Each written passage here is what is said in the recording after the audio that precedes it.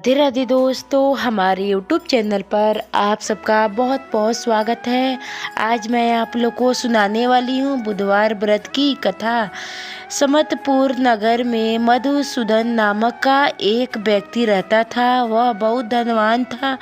मधुसूदन का विवाह बालरामपुर नगर की सुंदर लड़की संगीता से हुआ था। एक बार मधुसूदन अपनी पत्नी को लेने बुधवार के दिन बालरामपुर गए। मधुसूदन ने पत्नी के माता पिता से संगीता को विदा करने के लिए कहा। माता पिता बोले, बेटा आज बुधवार है, बुधवार को किसी भी शुभ कार्य के लिए यात्रा नहीं करते हैं। लेकिन मधुसूदन नहीं माना। उसने ऐसा शुभ अशुभ की बातों को ना मानने की बात कही। दोनों ने बैलगाड़ी से यात्रा प्रारंभ की। 2 कोस की यात्रा के बाद उसकी गाड़ी का एक पहिया टूट गया। वह से दोनों ने पैदल ही यात्रा शुरू की। रास्ते में संगीता को प्यास लगी। मधुसूदन उसे एक पेड़ के नीचे बैठाकर जल लेने चला गया। थोड़ी देर बाद जब मधुसूदन कहीं से जल लेकर वापस आया तो वह बुरी तरह हैरान हो उठा, क्योंकि उसकी पत्नी के पास उसकी ही शकल सूरत का एक दूसरा व्यक्ति बैठा था। संगीता भी मधुसूदन को देखकर हैरान हो गई। वह दोनों में कोई अंतर नहीं पाई। मधुसूदन ने उस व्यक्ति से पूछा, तुम कौन हो और मेरी पत्नी के पास क्यों बैठे हो? मधुसूदन की बात सुनकर उस व्यक्ति ने कहा, अरे भाई, यह मेरी पत्नी संगीता है। मैं अपनी पत्नी को ससुराल से विदा कर लाया हूँ। लेकिन तुम कौन हो जो मुझसे ऐसा प्रश्न कर रहे हो? मधुसूदन ने कहा, तुम जरूर कोई चोर या ठग हो। या मेरी पत्नी संगीता है। मैं इसे पेड़ के नीचे बैठाकर जल लेने गया था।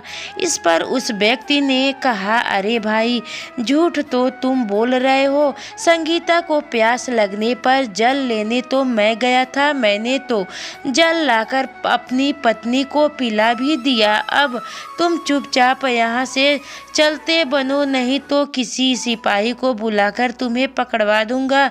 दोनों एक दूसरे से लड़ने लगे। उन्हें लड़ते देखा बहुत से लोग वहां एकत्र हो गए। नगर के कुछ सिपाही भी वहां आ गए। सिपाही उन दोनों को पकड़कर राजा के पास ले गए।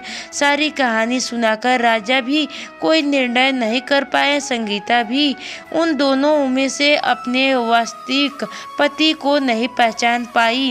राजा ने दोनों को कारागार में डाल देने के लिए कहा। राजा के फैसले पर असली मधुसूदन भयभीत हो उठा। तभी आकाशवाणी हुई, मधुसूदन, तुमने संगीता के माता पिता की बात नहीं मानी और बुधवार के दिन अपनी ससुराल से प्रस्थान किया। यह सब भगवान बुद्ध देव के प्रकोप से हो रहा है।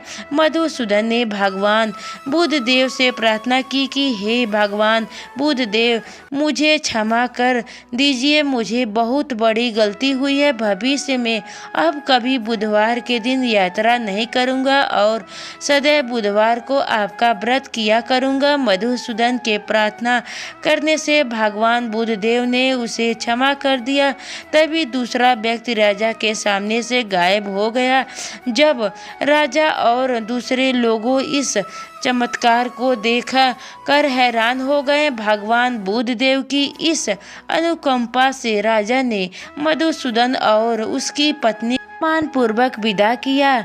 कुछ दूर चलने पर रास्ते में उन्हें बैलगाड़ी मिल गई। बैलगाड़ी का टूटा हुआ पहिया भी जुड़ा हुआ था। दोनों उस पे बैठकर समतपुर की ओर चल दिए। मधुसूदन और उसकी पत्नी संगीता दोनों बुधवार को व्रत करते हुए आनंद पूर्वक जीवन यापन करने लगे। इस तरह भगवान बुद्ध देव की कृपा से उनके यहाँ खुशियाँ बरसने लगी। इस तरह जो स्त्री पुरुष विधिवत बुधवार का व्रत करते व्रत कथा सुनते हैं, भगवान बुद्ध देव उनके सभी कष्ट दूर कर देते हैं।